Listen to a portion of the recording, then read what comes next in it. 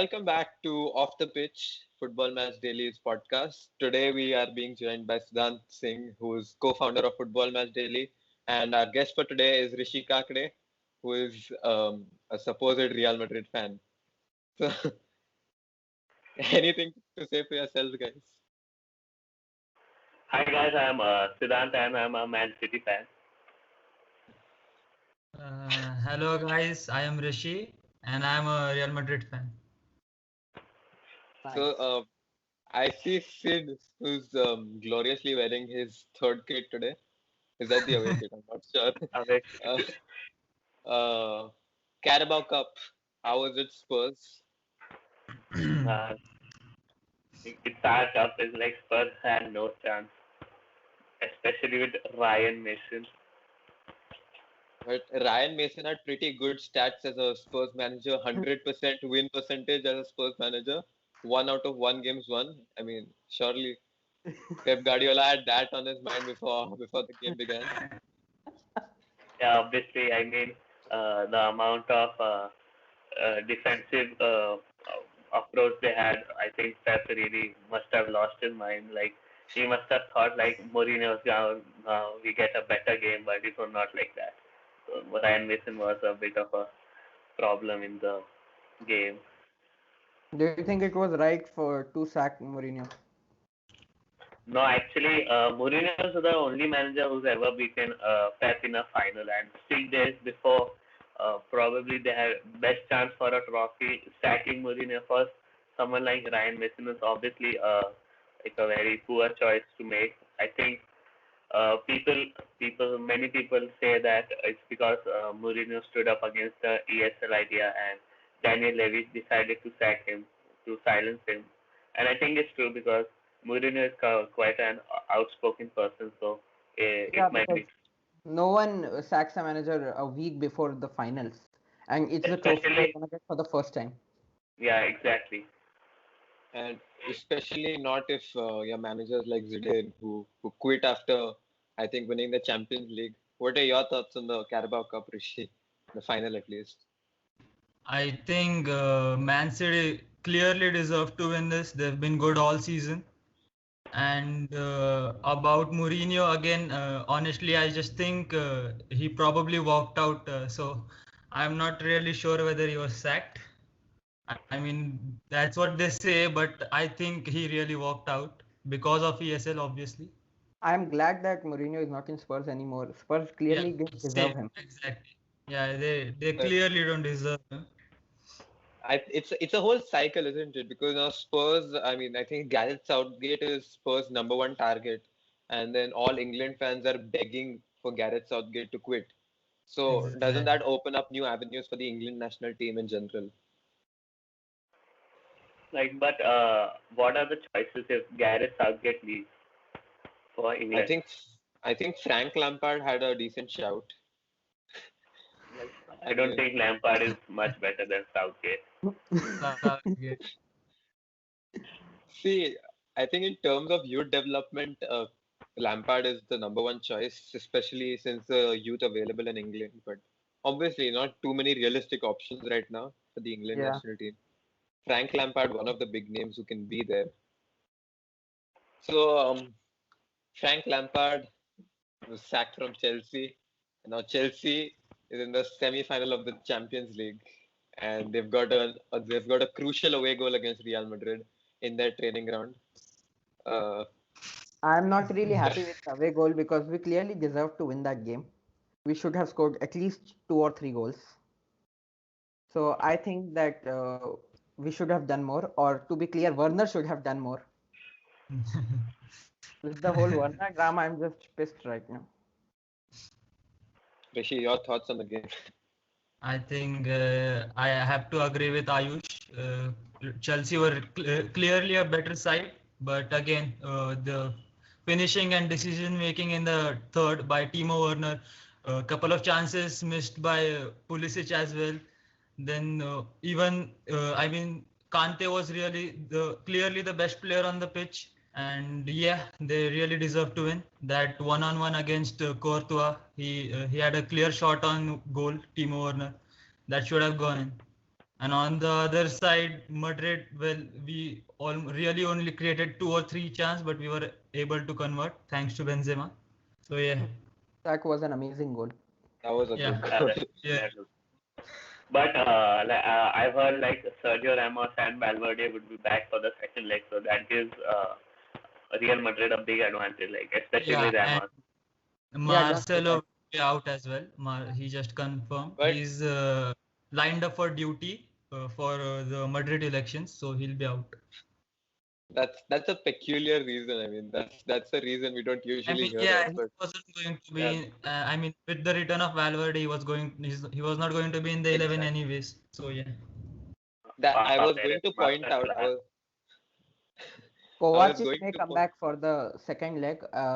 Tuchel said that he may come for Fulham, but mostly he'll be there for Madrid. That's good. But to be honest, I don't think Kovacic fits in his side right now, especially if he's not clear up to his fitness levels. yeah, Because Yeah, right. of Kante course. and He can play Jorginho against were Fulham dominating. properly, then we can play him. Otherwise, we'll have to go with Kante and Jorginho only. But I was going to point out that Marcelo not being available isn't that big of a loss because Marcelo wasn't available for either of the two games against Liverpool, and it was And still it was still quite a good performance from Valverde. And I mean, kudos to him, but I'm still salty, so never mind. Hey, do you have any thoughts of the Chelsea, Real Madrid game? Yeah, I think like Rishi said, Chelsea were better, but I think yeah, Werner disappointed the team a bit. Probably they might regret it in the next chance. Probably Ramos won't be giving them so many chances. I don't think so. So yeah, I think it might cost them in the second leg. Yeah, but that is if he comes back for Yeah, the. I think he's ready to come back. Like I think Ramos 90-95%.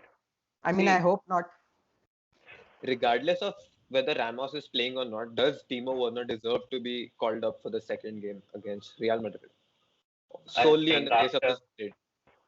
after the first game, I think probably not. They should go probably with Havertz as a false nine, or even Giroud. Giroud is a great clutch player. We can Giroud see can a come bit back of in the second half for a cameo appearance, but yeah. I Havertz think will like start. a super sub as like a Yeah, super sub, yeah, like a super and sub. we can see a bit of F1 versus go karting between Benzema and Giroud. Yeah. Beautiful too. Those were I some mean, let's comments. be honest, Benzema wasn't wrong when he said that. He's clearly been the better player I mean, the when he go-kart got. has World Cup, you know. Yeah, I don't think it was like a very fair comment since both of them do get vital goals for their team. But obviously, I mean, I think the Benzema is the only top reason Benzema was highest salty goal because scorer. yeah, and Benzema was salty because obviously he's banned from the French international team, whereas Giroud is a regular starter for them. So Yeah, that I is mean, probably Benzema the is only definitely reason way he better hates than. Giroud. Yeah, Benzema is Like definitely way better than Giroud. But it's Benzema is just a faster F1 car than Giroud. It's not like Giroud is a go kart. He's just faster. yeah, that's fair, I guess.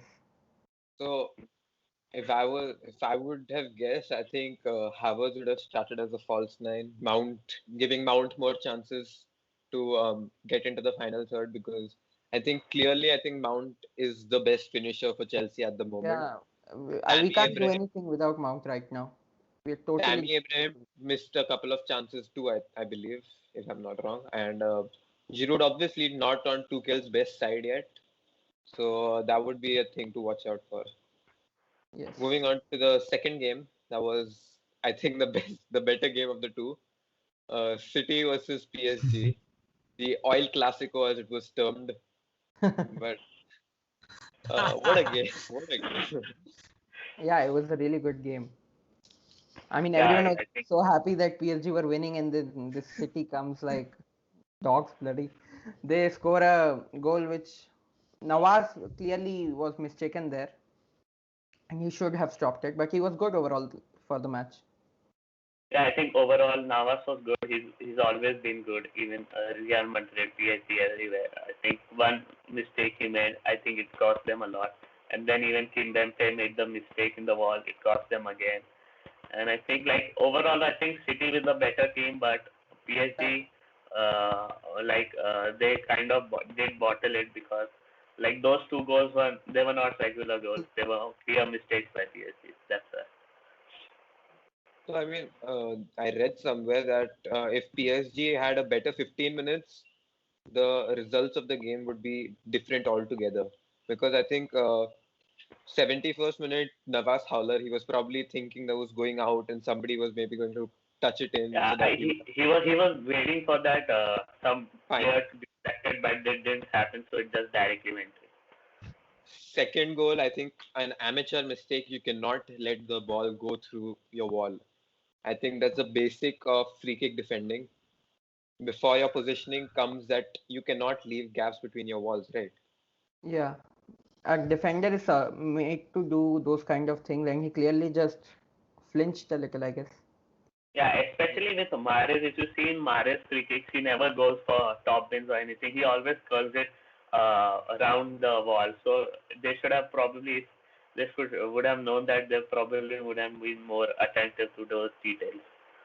See, when I saw the set piece, I was quite certain De Bruyne was going to take it, but then I was shocked that Mahrez came in with that left foot. So I Yeah, mean, and then I he was scored. I, I was a little shocked. I mean, could that have happened on the pitch as well for PSG? Yeah, And obviously, the third mistake was the red card. That was an awful tackle on Gundogan by Idrissa Gueye. And looking back, obviously, it's a mistake you would want to avoid, right? yeah. Yeah, Now I Man think City have because a big advantage because they have two away goals and they are in the lead. So That's it looks Yeah. difficult for PSG right now. But with the kind of attack PSG have, aren't they like the only team right now in all of Europe that can come back They are against the a only super team attack? they can that can do it, but still it's difficult for them as well. That's what I'm saying. Yeah, because yeah, I obviously mean two away goals is and so it is really going to be difficult for PSG. But yeah, we shouldn't really write them off. But it's going to be hard. Yeah.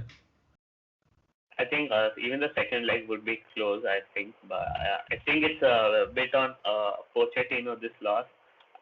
He might have to go for some different perspective in the second leg because first leg PSG were very good.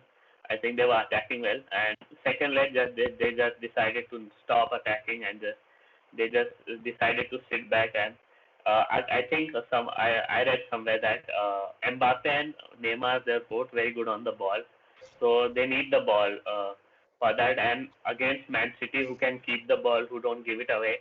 So it's I think Pep got that part right. He completely shut down both Yeah, of them, he especially brought Mbappe. Walker for Hmm. Mbappe as well on the right instead of Cancelo, and then he Yeah, put Cancelo on the left, who was fine there.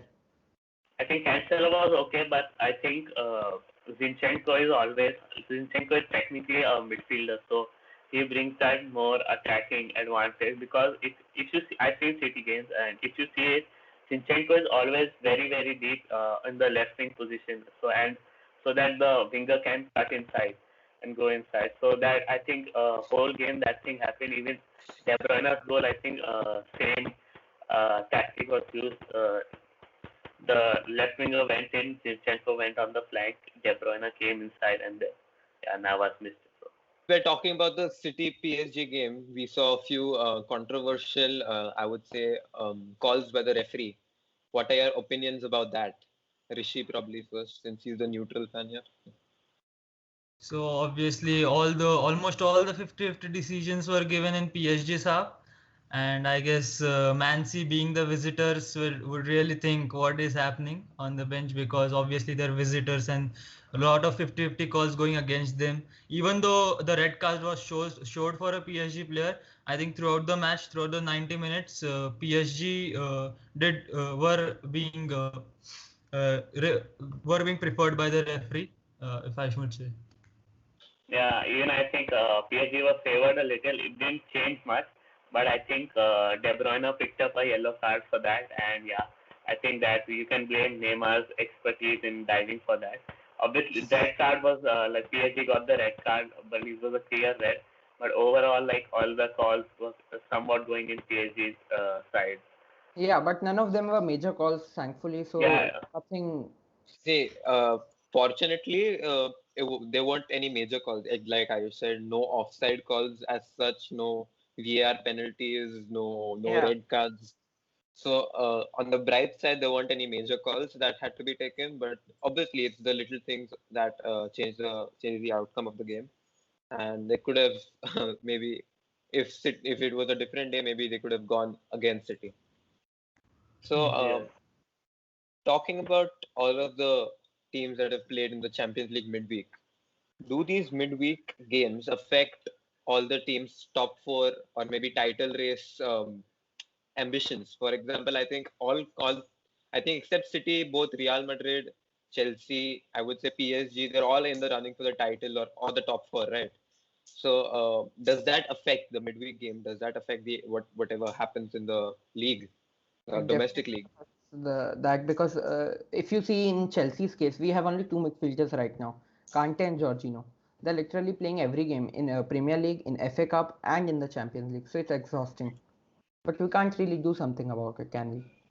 And UCL Yeah, wants. obviously, like when you're a bigger club, you get more chances. So you have to prioritize because like Chelsea is playing a midweek game now, and they might play a regular Premier League team. Like they have a 1 week rest, Chelsea have a 2 week rest. So that's when the big club, small club advantage. You have to play that. Obviously, you're the big club, so you get that advantage. So you have to use it properly. Rishi, Yeah, as a Madrid fan, you can literally still win the title, right? Well, so obviously, see, Real Madrid have always prioritized the Champions League more than La Liga. We've seen that through the years, and obviously now that we're already lagging behind of Atletico Madrid and Barca in title race, and with a game against Chelsea, the second leg coming up, I think it's really going to. It's kind of unrealistic to think Madrid are going to win the La Liga title unless Barcelona and Atletico Madrid both drop points. I don't think there's a chance. I think So Madrid still have a chance, but majority of that chance depends on what happens in the game between Atletico Madrid and Barcelona. If both of them drop points, I Yeah. think Madrid don't have that difficult fixtures. If they just keep winning it, even 1-0, 2-0, they can win the title if both of them drop points. So it's kind of in the ball's in their court. So there's nothing much they can do about it other than win. again, if we're talking about the Premier League, we've got I think several teams. I think 4 or 5 more teams who can realistic make it to the last two spots available. The first two obviously occupied by City and United, as we said in the previous episode. As you can see, City and United realistically, I think, are much ahead from the rest of the pack. And we've got teams from, I think, till Everton. I think Leicester, Chelsea, West Ham, Liverpool, Spurs, and Everton. All of these teams can still make it to the top four, right? yes. Leicester probably the only team that's got a little bit of a boost, but otherwise, I think it's a very close call. And again, out of all of these clubs, I think only Leicester and Chelsea play extra games beside the league games. And will that affect the outcome of the Premier League? Well, definitely affects. In Chelsea's case, we are playing Fulham right now. Then we play Madrid. Then we go to Leicester. Then we again play Leicester in the FA Cup.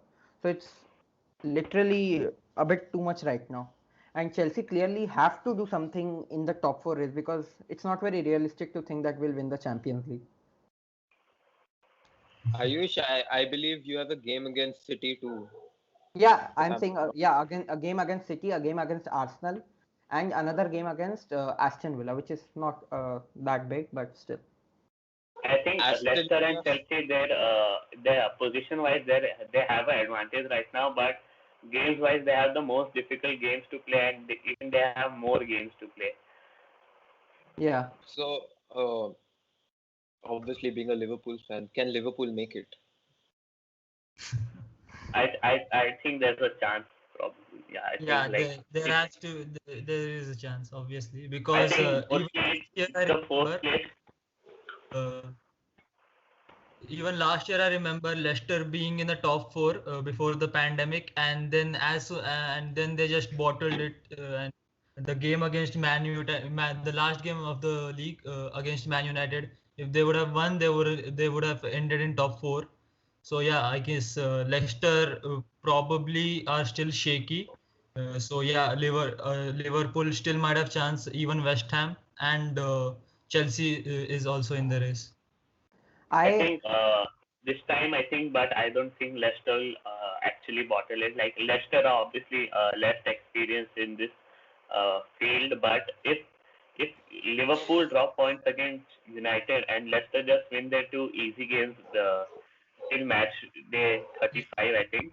So then there's no way Liverpool's getting Leicester's place. So I think if that happens, then Leicester are clear to play in the Champions League next season. I mean, Liverpool definitely have a chance, and West Ham, but I don't really see it happening. I think Leicester and Chelsea are going away with it. To be honest, I would love to see it happen, but realistically, I don't think it's possible because our last few games we've played, we've lost points. We've lost Yeah, easy points. We yeah, but cannot I think score. out of these four, you have the best games right now in all the That's games which are true. there. That's true. We've got, I think, only one difficult game against United. Okay, I But can see Liverpool going above West Ham, but not really to fourth or third, obviously. I think if Liverpool lose against United, then it's definitely over. yeah, I mean, especially with the Yeah. big game coming on the weekend, we've got Liverpool United. Not a big game for United so much. Maybe they would rest their players for the Europa League games.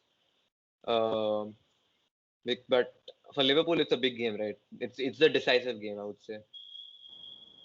Yeah. I This is think the it's game. definitely decisive. I, I think this is Yeah. the game where you can show that even with a bad season, you can end up in the top four in the I think in the most competitive league in the world, I would say. I mean, it's not that bad. They're not 20th place. Probably it's just it's a bit shaky. That's it. I think they can Yeah, still. Yeah, it's a there's bad still pace. like technically there's still a possibility they can play. Yeah. Okay. So what are your predictions on the Liverpool United game?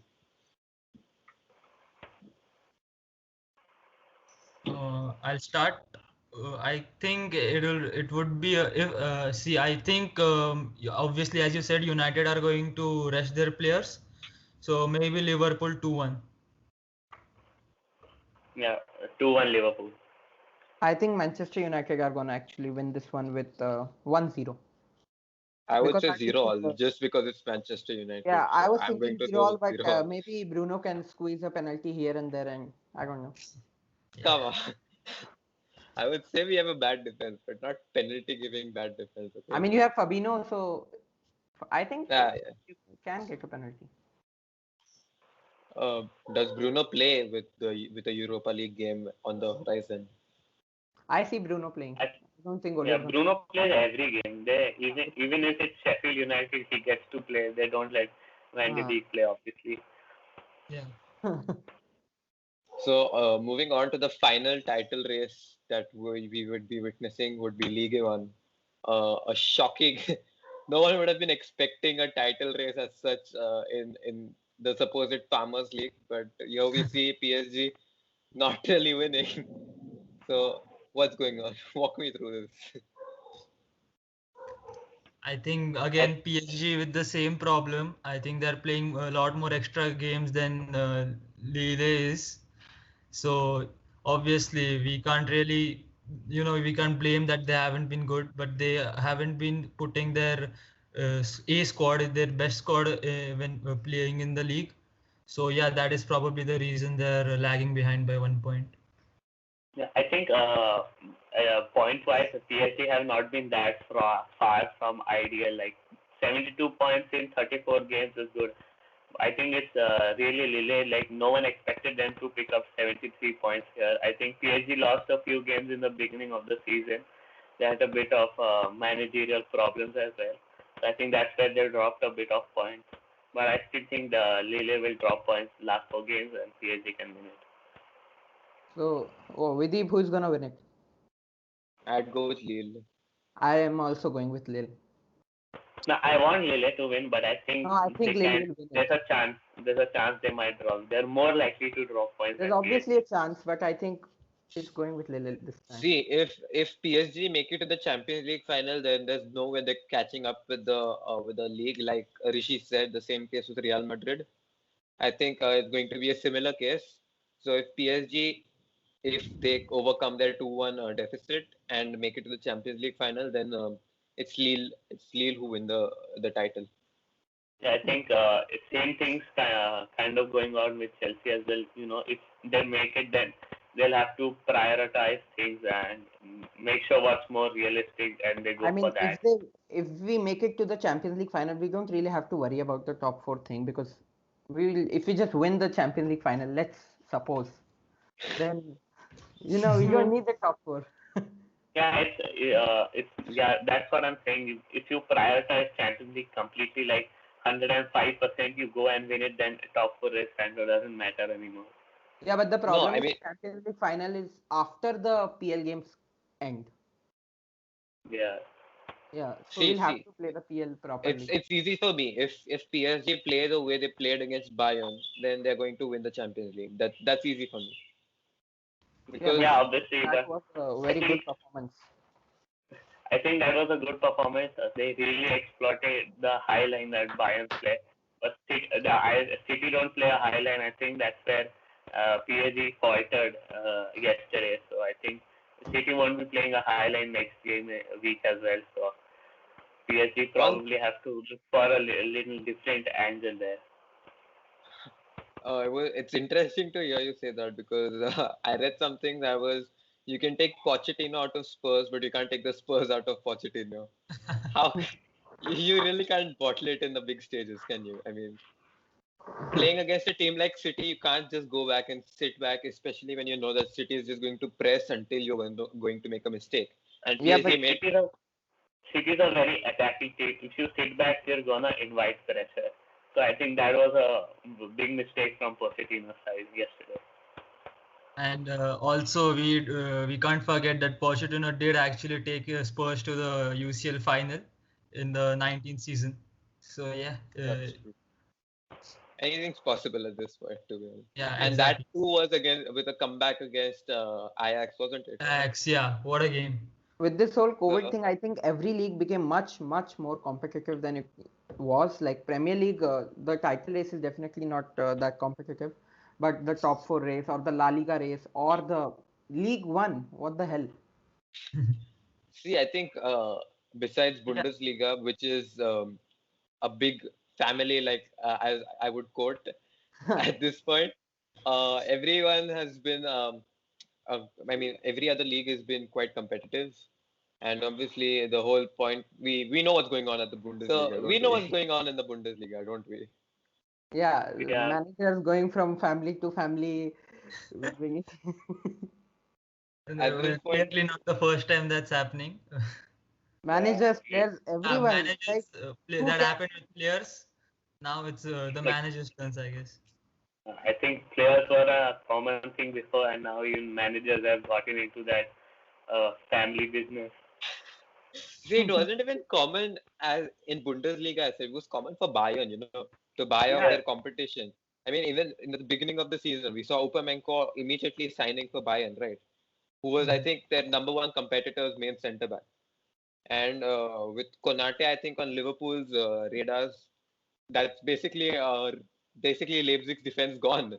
So Exactly. again, So I mean, is this the I've kind? always thought that whenever Bayern brings a team to USL, it's not really Bayern Munich. It's the best 11 of Bundesliga against all other teams. I mean, whenever I think a player joins a Bundesliga club, he knows that in the end he has to go to Go to Bayern. Bayern. He probably has something in the contract if Bayern comes.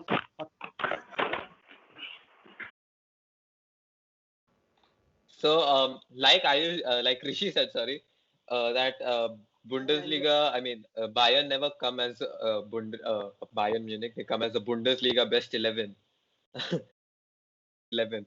And I think this is like the best time to say it, because they're taking the manager, they're taking their rival players, best centre back, they're taking everyone they can get at this point. So what's going on there? I So think they've started this youth rent with Nagelsmann. Like they started paying managers as well, so that I think they'll start a new trend in the transfer market. And obviously, if you see Bayern's team, everyone that's from Bundesliga, that's either 2-3 million or like three, and everyone that outside they bought from Bundesliga, that's the player that actually cost them. So it's like Bundesliga is like just a free market. You get close to you, like just go and get anything you want, and then go to the big market and get the real things. And even the start of next season, I guess they are going to sign Lucas Vasquez. He's clearly been one of the most influential players for Real Madrid, and now probably he's linking up with Bayern Munich. So yeah, I hate Bayern. I hate when players are linked to Bayern Munich. I remember when Hudson-Odoi was linked 2 or 3 times, and I was furious. Like I had to go. Like we had this whole huge phase, Sane getting linked to Bayern like 2 years straight. We're like either go, either stay. Like don't trouble us. They're just waiting. Okay, 100 million, 80 million, 50 million. Okay, 45 million. Now we'll buy him. uh, that I would hats off to the negotiation team, obviously. Yeah. But now they're looking to start a whole new trend now. I mean, first we used to see that Bayern used to drop points, they used to get Hugh Pinkes back, and then they used to win the league. But even that's not happening now. They're just buying rival managers. So RB Leipzig's Julian Nagelsmann Yeah, he's is going to be the now. most expensive manager now for 30 million. I mean, I think he deserves that. If players deserve 100, 120 million transfers, I think managers deserve 30 million at least. Yeah, I'm just But saying it's going to be the most. I think it's fair. I think that you don't get good top players anymore in 30 million. So I think for manager, 30 million is fair. Especially he has so much potential and so many years with him. So Yeah, Sid, but the could manager you? is now younger than the captain. This is becoming a trend right now. I think that's the case with Juventus too at this point. I think Buffon and Pirlo. I think. Yeah, but that's that's just because like that. Buffon, Buffon is like he's playing it overtime. So it's not Pirlo's yeah, fault. that's not counting. Even Pirlo played till a late age, and then he retired, and now he's become a manager. This is Buffon's fault. This is not Pirlo's fault. But to be fair, Buffon is. I mean, I think he's 80 years old or something now. So. I saw 77 on his jersey, so I think he's 77. Oh, okay. Could be. Anyway, Sid, could you walk us through the whole Bundesliga manager saga that has happened this season? Yeah, I think it started with like Dortmund sacked the manager, and so Dortmund needed a manager. So they turned to a good friend of theirs, Mönchengladbach. They got uh, they got Marco Rose from there, and at first I thought they just promoted Marco Reus to the manager position, but like it was Marco Rose. So now Gladbach needed a manager, so they turned to one of their friends, Frankfurt. They got Adi Hetter from Frankfurt. So and then even now Hansi Flick's leaving, so even Bayern need a manager. So instead of going for someone, even they turned to their great relatives. They got Nagelsmann. Even they paid this time, so it's fair. But yeah, they got him. We can see how close these Bundesliga clubs are with each other by the way they support each other on social media too, right? I mean, you look at the Premier League teams, they're straight up bantering each other, but then you see the Bundesliga clubs playing a match, the all other 17 clubs would go support them. So is that the kind of league relations we want to maintain? Or I mean, see, I don't see if it's better than the relations other clubs maintain in other leagues, but in your opinion, is the way the Bundesliga functions, is this a good way? I think it's definitely, at least for Bayern, it's better. They don't care about any clubs. See, it's Other good clubs because fight. there'll be less fights and the fans will criticize less to the other teams' players. But it's horrible for us fans who want to watch the game and enjoy the banter. I think I like Premier League because of the banter majorly. Everyone I likes think Real that Madrid, Barcelona because of the banter. See, the just Yeah, true. a note off the topic. I think a banter you're way too familiar with, Ayush, is the Vardy versus Drogba banter. Yeah, yeah. See, now I enjoy that. But if see I was that in that that Bundesliga, this was a wouldn't happen. great conversation between both of us, and Vijay joined as well. So I think it was great fun. Like we knew Drogba was better. He's a legend and all, but we didn't care. We just supported Vardy. It doesn't matter. Yeah, so that's missing in Bundesliga. Rishi, you have any thoughts Yeah. about the thing? Do you have anything to say about it? Are you asking me? Yeah, Huh? I'm asking you. Okay, I didn't hear my name. Yeah. Okay, so obviously, we see the close relationships between teams in Bundesliga, which is practically impossible to see in Premier League. I think I mean the hate amongst the English clubs is more than hate they should give actually again to clubs from different clubs. So yeah, probably two complete different scenarios. And yeah, whatever works for each of them. I think Bundesliga like to have a close relationship between their clubs, but obviously that is not possible in Premier League because all of the clubs, all the big six clubs have such a history against each other. So yeah, I don't see that trend taking place in PL, at least not for a century or something. I What mean, about it's the La I weird. think it's Liga? I think it's surprising. Like German fans are very passionate. I didn't expect them to be so loving. Like you go to Dortmund, you can see the yellow wall, and you go to Bayern, even their stadium is so uh, Alive. enthusiastic and like fiery. And so I didn't expect this from them, to be honest. But I see online they're like, oh, if Mönchengladbach win this game, they qualify as well, and everyone just supporting. Like as a City fan, like if even if it's Carabao Cup or FA Cup, I'm like, get everyone out of the big six out. I just want simple teams like Sheffield so we can win easily. I don't want Chelsea to win. I don't want United to win. I don't want anyone to win. I mean, it's weird at this point. In Bundesliga, they are supporting the other Bundesliga clubs in Champions League. I remember when Chelsea was in finals against Bayern, Tottenham created a Bayern logo for them, and they put it up that "Come on, Bayern." And and I remember other Oh, Bundesliga clubs also supporting Bayern. damn, I didn't. That's just horrible now. Like Then if any big six club except City goes into the final, I'm not supporting them. It's like Of course, you I'm not. lose, you can destroy 10-0, 15-0. I don't care. I can see this kind of relationship only working in Ligue 1 because to be honest, I don't really know any other. I mean, I don't know any fans from Ligue 1. That's the only reason I can actually support that kind of banter from Ligue 1 because I think I know one, maybe two people who support PSG, and I basically didn't know Lille existed until they started dominating this season. I knew Monaco existed. I know Lyon existed. That's it. I think. Like when I saw like a couple of like 10 matches ago, I thought that Lille was just getting ahead of themselves like Southampton had in the beginning of the season. I Yeah. thought they'll fall off. I think credit to them that they still haven't fallen off just 4 games to go. But I it's think the getting Okay. worse 9 because game now but for small clubs like really Lille or took West Ham. Southampton out of the track. The Can big you loss repeat? against Umi, right? Yeah. Can you repeat? Uh, I think talking about Southampton, I think the 9-0 loss against United is what put them off track, or else they were really going to finish the league strong.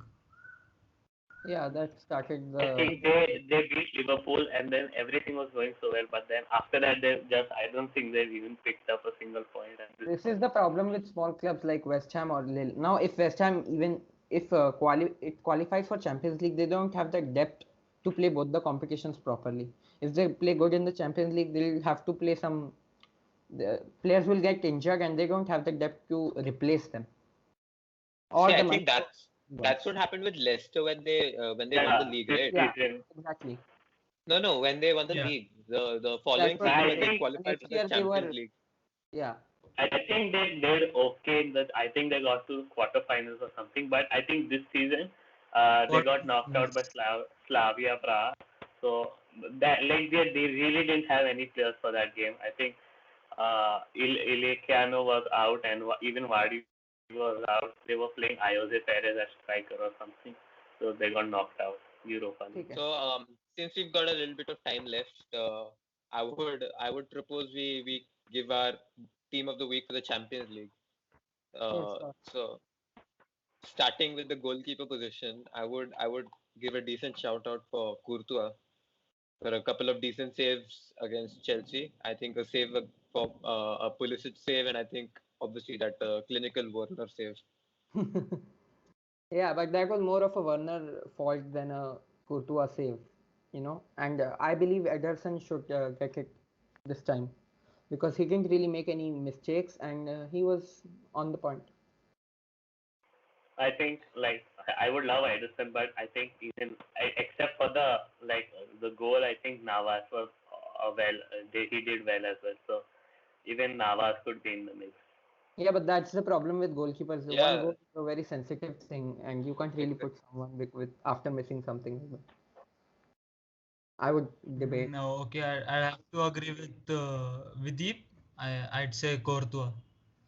Yeah, you would. So, nah, see, I would be ready to debate against Navas because see, I admire Navas. Okay, he was brilliant in the in the quarterfinals, but yesterday wasn't his game, so you can't blame him. I mean, he made a couple of decent saves, but if there's a goal that goes through because of your mistake, you cannot be considered the keeper of the week.